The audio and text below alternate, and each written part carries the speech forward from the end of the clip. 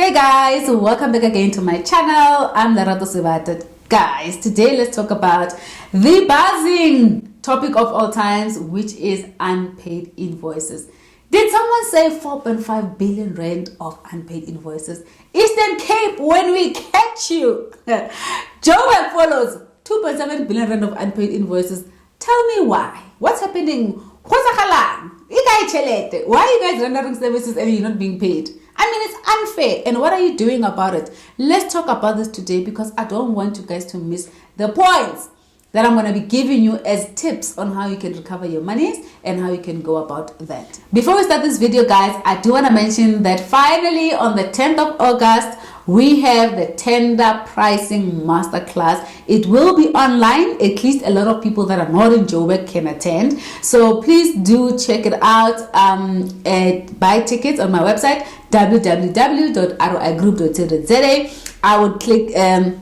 I will link it down below for you guys to buy the tickets. Be in the room. If you know or you cannot price your tenders and you're still struggling in your pricing model, strategies, profit margin, you always undercharge, underquote, be in the room. This is the one and only opportunity that I will be doing the masterclass with you guys. It will be 4 hours from 9 a.m. until 1 p.m. It is a Saturday, the 10th of August. Do not miss it, and I'll see you guys there. Now, let's get done with this video.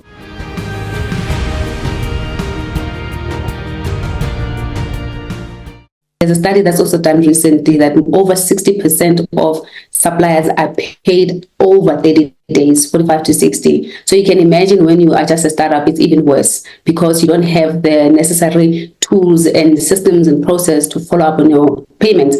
So, and some of them render services and they never get paid at all. And they do not know how to go about claiming, going through the process, etc. So it is one of the big problems that is encountered.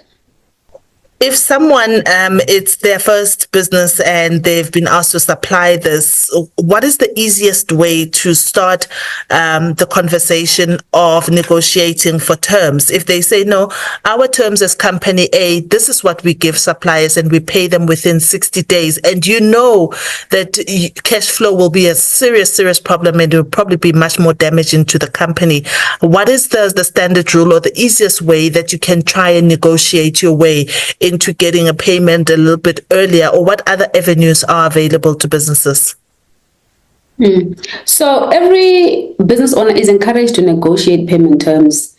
Every contract that comes after an award, it is an open discussion. It's not meant to be one way. So if you know that cash flow is a challenge, you can request advance payments, and sometimes you can even negotiate deposits, right? There are some service providers, the type of service they render, like buying furniture, your suppliers and your value chain would require deposits. And these are the things that you can negotiate upfront when the purchase order is created. And in the absence of that happening, you can still negotiate with the service itself to say, please can we negotiate for 30 days or 14-day payment terms because I have a cash flow issue or I have a working capital issue, and how then can I recover quickly? And also organizations that participate within the good corporate governance processes, they understand that for us to create sustainable businesses, we need to ensure that we pay suppliers early. So early payment terms can also be part of incentives. So as a person who's supplying to the department, to the organization, you can incentivize them to actually pay you in time, to say, if you pay me on time, I can give you some particular rebates or 2%, less than the invoice, whatever the case might be. Those are some of the negotiation levers you can play around with. I want us to unpack the issue that South Africa is facing regarding the unpaid invoices.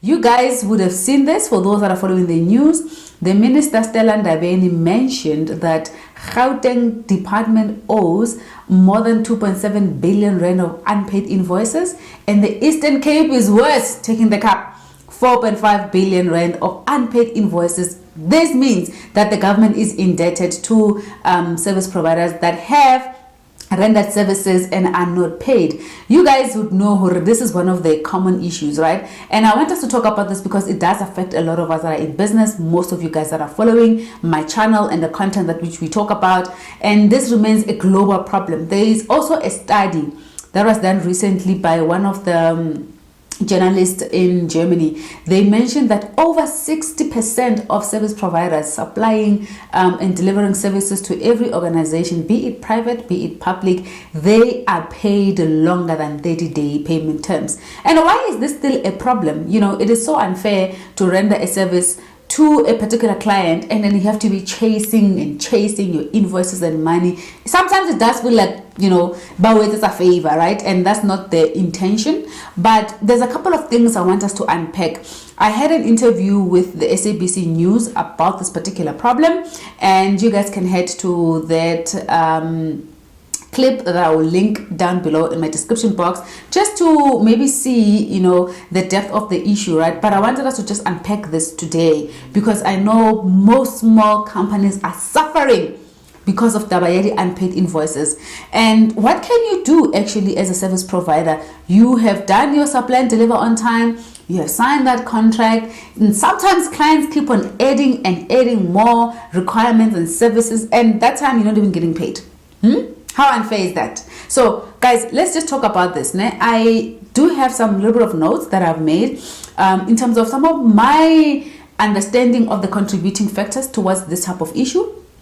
Trust me, the problem don't just exist for government. Private sector owes a lot of suppliers. I mean, guys, every organization, they negotiate different payment terms. That's for one. And for different reasons. Of course, accounts payable and finance have different KPIs. And about this so that you can understand what are the contributing factors. Why is it even done? Why is there such a huge number of unpaid invoices? Be it private, be it public, it does not matter. Or a municipality for that matter, right? So the first thing, guys, you must understand is that every company wants to have a higher working capital. Okay? So in the context of private sector, not just the public, right? There is a need for working capital, including your own business. You don't want to be moving money around quite fast and quickly, right? So therefore, what does that mean? Sometimes companies are mandated to pay service providers after 60 to 90 days so that they can maintain a particular threshold of working capital. So a big business, a conglomerate business, you know, would obviously need the finance officers to manage the company finances well. And small businesses then are required to be paid within 30 days. And those that have the capacity and are liquid enough and cash flow in their business, they then can carry the cost, you know, of not being paid 60 days or 90 days compared to a small business. But the problem, the more, you know, people are doing services, rendering, and the internal teams are not aligned, it's gonna ever mangalmus, right? In that no one gets paid according to their contractual obligation, or, you know, sometimes it's just inefficiencies, incompetencies, and all of those things. But sometimes also it's because a lot of companies do not align with the client's payment runs, right? So if, let's say, you are providing a service to a particular company and their payment run is that they pay twice a month, or they pay 4 times a month on a Friday or every second Friday before 12. Your invoice only comes in on a Monday. That means you're going to have to wait for the next payment run, which is 2 weeks from then. And the 30 days payment terms only starts counting after you have submitted the invoice, and only when the client will start paying according to their payment runs. So you need to align payment runs with your client so that you do not find yourself, you know, experiencing such issues. But, you know, for me, apart from that, there is just not a huge drive that holds accounting officers accountable in paying service providers on time, especially with the government. I mean, the committee, Small Business Development, says they are going to implement what we call the new Ombud office service, right? So you know how Ombudsman, it is the independent mediator for the issues that you guys feel like in life you want to escalate particular, you know, poor service offering from doctors, from wherever you want to complain from. Now, they want to establish a mini office in that small businesses can go there and complain, and they will act as an independent mediator for the department and you as a service provider, and then obviously come in between and try and litigate or mitigate the issue, just like how CCMA works, right? Them and their independent commissioners there to kind of hear two sides of the story. Aside from the fact that they're trying to establish this office, it will take a bit of time, and that is not taking away the current invoices that are owed. Where is 4.5 billion gonna come from now? If the year ending 2023, 2024, you're still owing so many invoices. Where is 2.7 billion coming from now, from Gauteng? If the year just ended, we are in the new financial year. So that tells us that are rendering services and that are not paid, and they will never be paid. I know a couple of people that told me, I will not work with the government anymore because I get totally shelete. So, but my purpose of the video is not to actually go deeper with the problems and complaints, but it is to equip you to understand what can I do to avoid being in the situation and being part of the numbers of the unpaid invoices. What are some of the mitigating, strategies that I can implement within this problem that is existing, so that you are protected and your business is protected. So my advice, guys, is that 1, negotiate your payment terms ahead of time. And now, guys, with the BEE under the Small Business Development and Whole Transformation, companies are required to at least do early payment terms. And you can negotiate as a service provider for early payment terms. You do not have to wait, guys, for you to be paid 30 days. And when you receive that contract, it is up to you to negotiate with the department or with your clients, private, public, whatever the case might be, to say, listen, I don't have enough cash flow. I don't have enough working capital.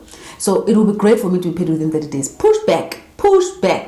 Or give me 14-day payment terms. Push back, right? Fine, Lerato, that's easy. We can negotiate 30 days. We can negotiate 14. But I'm still not getting paid. 14-day payment terms. What then can I do?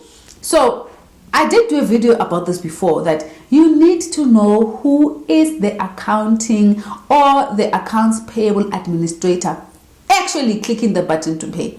You have to establish a relationship with your clients, guys. Firstly, there's a person that's receiving the service, which is your end user, the guys that are requiring the services themselves. And then there is procurement and there is accounts payable. This is a triangle, right? I think I did do this video. Please do check it out somewhere. I spoke about this before. You need to know who is your accounts payable, and also you need to know who do they report to. What is the escalation point? And you need to establish a relationship with them. Go to them. Remember, once you are providing a service to your client in the department, they are required, to ensure that you render the service. They hold you accountable according to the service level agreement, your delivery timelines, and all of that. So that means you can also hold them back accountable. And then once you know who is this person behind the computer who's processing your payment, you obviously align your payment runs or the payment runs with your invoicing period, so that you don't find yourself not being paid and then you only complain 6 months later. Now, if that does not work, right, you then send an email to say, hey, you have missed my payment. It's now 45 days. It's now 60 days. When can I get a commitment of my payment date? Okay. Obviously, they need to answer you, right? I'm speaking in the context of both public and private. Some people are more efficient than others. Some will ignore you, some will not ignore you. But you just have to follow the right process, because you are building a case, right? That tomorrow can be a process that obviously you can actually take it to this Unpaid service or for litigation and debt collectors. And now, if they still don't respond to say, okay, the committed date for you to get your payment is this day, then fine. If you don't, what do? Guys, make use of legal services. There are companies like non-legal that I know. I'll link their website down in this description box. They actually recover monies, and then they only get paid upon recovery, not before, right? Look for those type of services, where you find the legal representatives that can help you recover your money, because ultimately these people are in breach of contract. And now you might ask me, okay, Lerato, I did not sign the contract. I was too excited. The order came, I was under pressure. Hey, please, we need this by when, and then you do not have enough time to even sign the contract. Or by the time you sign the contract, you've already done the service, you've already invoiced, right? These things happen. Guys, a contract is not only written.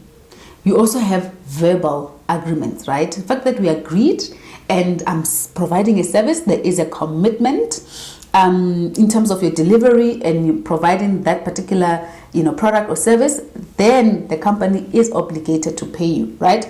Then also there's what we call a tacit agreement. A tacit agreement says there's a history, there's a precedence that was set of you providing services and or products, and therefore by virtue of that you have some form of warranty or guarantee that you can claim for damages or breach under this contract. You've created a precedent. I mean, you've seen previous orders, that were generated by the department or by your clients, and therefore that already renders under a tacit agreement, or that qualifies you to actually institute a breach of contract if you're not being paid on time. But now others will say, okay, Lerato, I understand that my clients are in breach of contract, but I don't want to mess around with my relationships. What do I do?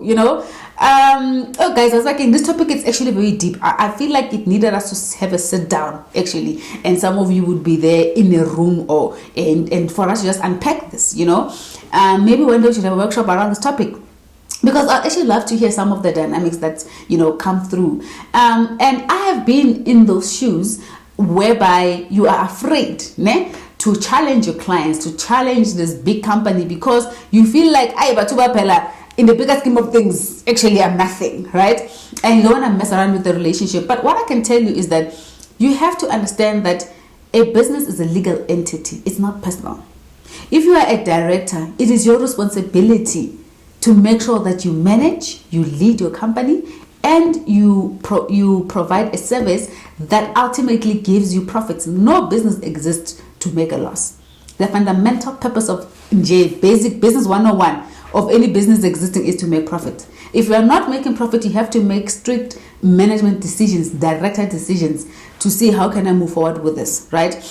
So therefore, you have to have a conversation with your clients to say, guys, let's review this. I'm not happy. What can I do? What are my escalation points? Who can I go for what? And if you fail, you give them warnings. I mean, before you even engage your legal representatives where they're going to start instituting breach of contract, you can even look at things like payment rebates, right? Because you want to incentivize your clients to pay you quickly, to pay you on time. So now it's like, okay, fine. Before I even go to the extent of getting a legal representative because you guys are paying me late, let me introduce some payment incentives. If my invoices are paid within 30 days, you guys can get back 15% of the invoice discount, right? That's a rebate. You're incentivizing your clients to pay you on time, or 2%, or 5% for that matter. So you're kind of like creating some enticing situations or dynamics in that yours will be preferred to be paid quickly because, wow, I don't have to be paying 400K if I can be paying 320,000. Do you get what I'm saying? Or I don't have to be paying maybe 120,000 if I can pay 90. So for the business user who is the budget owner, sees that as a savings towards them, and therefore they'll push your invoices to be paid quite quickly and faster. I mean, these are some of the metrics, guys, and the levers that you can use to negotiate early payment terms, or your invoices to be paid on time, or just money recovery quickly back to the business so that you don't have to stay so long without cash flow and without working capital. 50% of small businesses die because they do not have enough cash flow, right? 30% of businesses die because their strategy map does not make sense beyond 5 years, and therefore they can exist longer.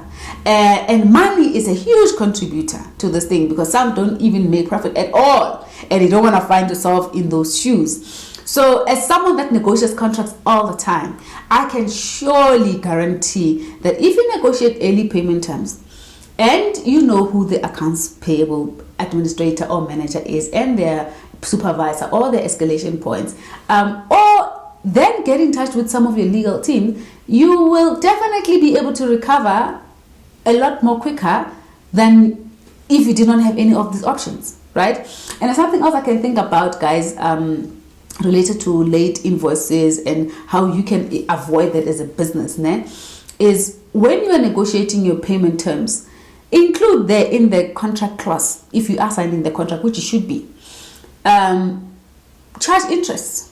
Okay, mention that this is going to be the interest charged. One might argue and say, Lerato, I've been charging interest, Mara, I'm still not being paid on time.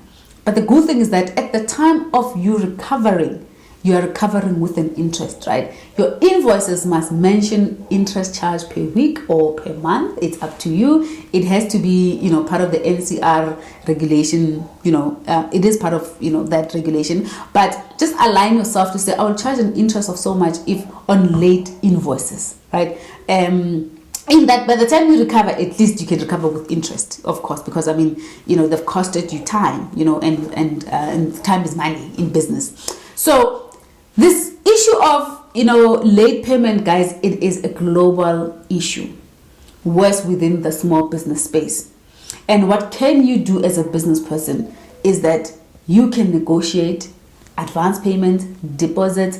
Some they do, some clients don't, and in case where they do not, make sure that you get paid within 7 to 14 days. Part of King 3, good corporate governance and sustainability and the ESG, the whole methodology, is that companies that really want to contribute to the triple P bottom line, right, they want to make sure they contribute equally to the society, right, and they run sustainable business. And part of development is them being encouraged to pay suppliers earlier on. So early payment or early payment days, it is encouraged.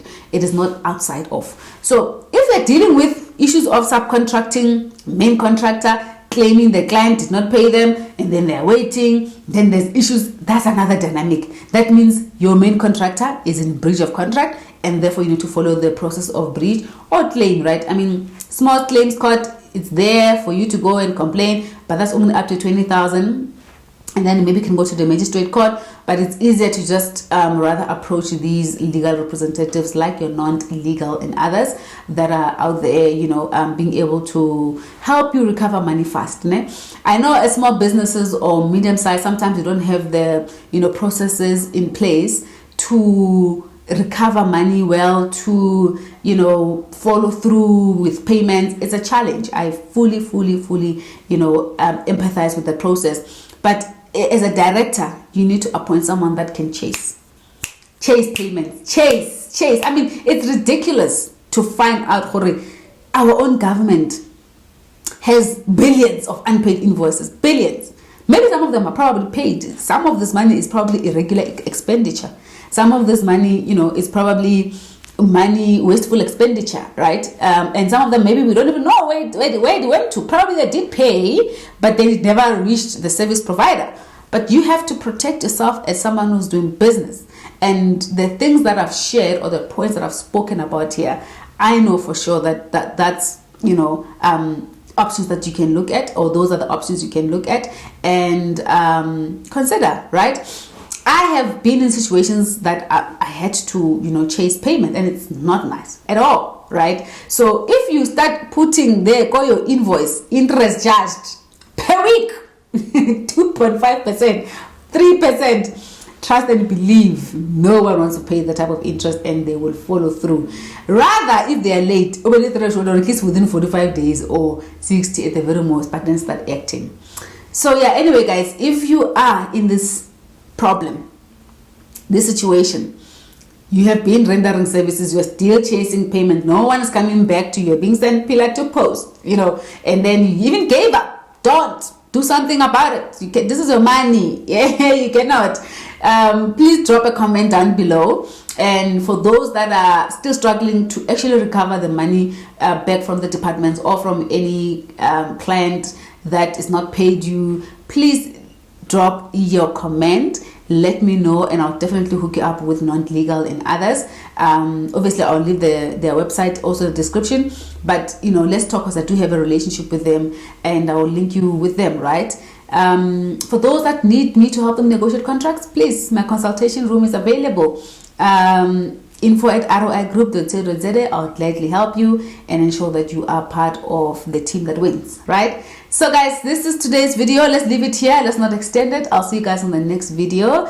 And don't forget to subscribe, like, share, and I'll catch you guys on the next one. Cheers.